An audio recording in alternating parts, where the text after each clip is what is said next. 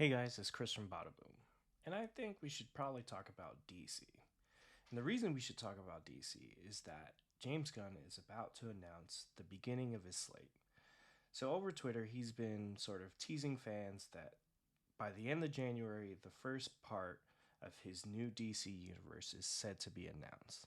And with that, I think it's time we kind of talk about where DC is as a brand, as a cinematic universe, and as a comic book company. And it's not in a good spot because it has been sold twice in less than 5 years, which is never good. Which usually means they'll probably be sold for scraps, turned into licensing. This is really DC's last shot to get something off the ground when it comes to a cinematic universe. And to say that it has one now is being very generous, I would say. I saw a tweet that kind of inspired this little rant in this episode where, someone on Twitter was like, Shazam 2 and Black Adam releasing within 6 months of each other and having zero connection is why we needed this reboot. And truer things have never been said. You look at the trailer for Shazam 2, which just came out. I'm excited. I like the first movie, but it's kind of a shame that Black Adam came out literally like 4 months ago, and that had more of a connection to Superman than it does to Shazam. And what's even sadder, that connection and that post-credit scene of having Henry Cavill come back as Superman did not inspire anyone to go to the theater to see Black Adam or buy it on digital. And that franchise was immediately dead on arrival just because of the lack of connection to anything. It was haphazardly put together. That connection to Henry Cavill Superman was a last minute effort for Dwayne Johnson to save his reputation as the biggest movie star in the world. And it's sad, and it's a reflection of where the brand is. Almost as a whole, there's been some bright spots, mainly some of the things that James Gunn has done, which is like Suicide Squad and Peacemaker. Aquaman's fun. The first Wonder Woman was great. But the thing that Marvel has done with their cinematic universe is that they've turned almost every movie and show into a sequel to the Avengers, which has allowed things like Ant-Man to have three movies. Ant-Man has had more movies in the past decade than Superman. Um, and that's been said before, but it is, when you say it out loud, it's pretty crazy. No knock on Ant Man. I love Paul Rudd. Those movies are fun and completely deserve to have that franchise. But it's sad when the character that started the superhero genre can't even get a movie off the ground, which is said to be changing with James Gunn as he's writing a new movie. He's going to cast this new Superman. And hopefully that movie is fast tracked. We know that David Zaslav is really almost obsessed with the Trinity. Wonder Woman and Batman, Superman, those three characters have been featured prominently in Warner Brothers Discovery's investor calls and meetings, saying that they're going to really use those characters and leverage those characters to get to a spot where they're profitable because they have a mountain of debt for buying something they can't afford. And that is why I hope James Gunn and Peter Safran have the freedom to do a complete reboot. And the reason they need a complete reboot is that they need to decouple all of these universes. I think the Snyderverse obviously has its fans, including myself, but there is something about that universe where we just can't let go as fans. They can't let go as a company, and it's held them back in so many ways. By now, the first movie in the Snyderverse was Man of Steel. That has not produced a Superman sequel. It's almost 10 years since that movie came out. We should probably be on a Booster Gold movie by now. And in the end, all that matters is that I get my Booster Gold movie. But yeah, back to Reboot. They should reboot it. It's kids don't get to enjoy what the DC universe is, and they don't have things like what I had growing up, which was the DC animated universe, where you have Batman the animated series, Superman the animated series, Justice League, Batman Beyond, Justice League Unlimited, all these things that made me fall in love with the brand and the characters and their relationships. We just don't get that.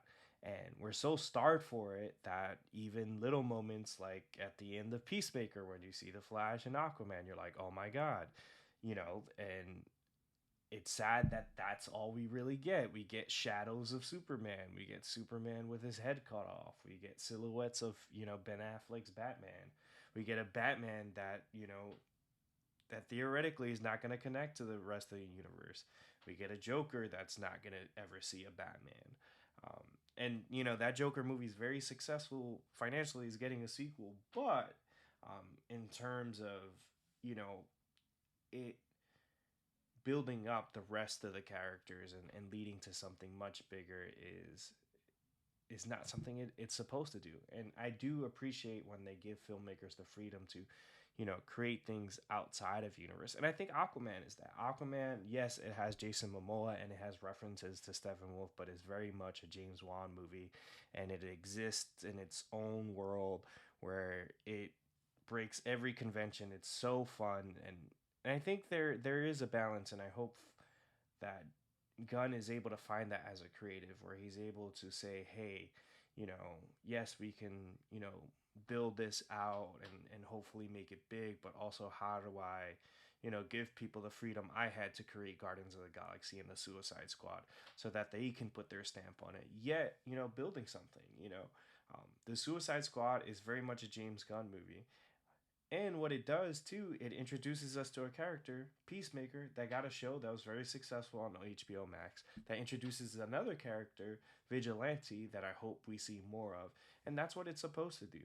And that's what cinematic universes need to do.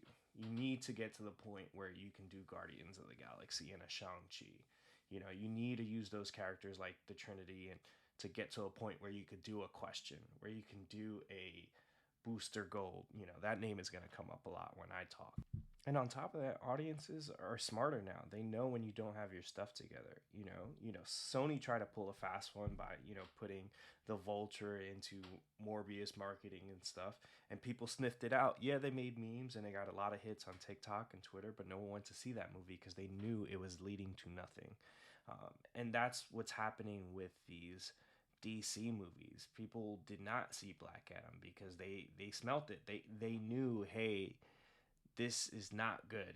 It's not leading anywhere. Despite pumping up this eventual wrestling match between Black Adam and Superman, we know we're not even gonna get past this movie to get there.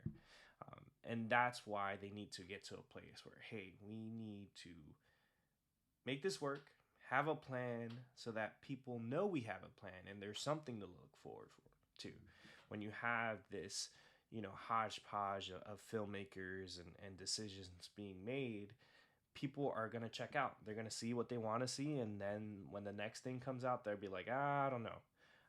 And what's sad is that you have something like Shazam, which I think did really well in that first movie. And because of decisions made, we don't get to see Shazam and Black Adam. And people are going to look at that trailer and they're going to be like, hey, why is Black Adam not in this movie? And I'm probably not going to see it even if it's good. I might wait for the HBO Max release for this. So they need a fresh start, and hopefully Flash is that nexus point where they can, wipe the slate clean and move forward.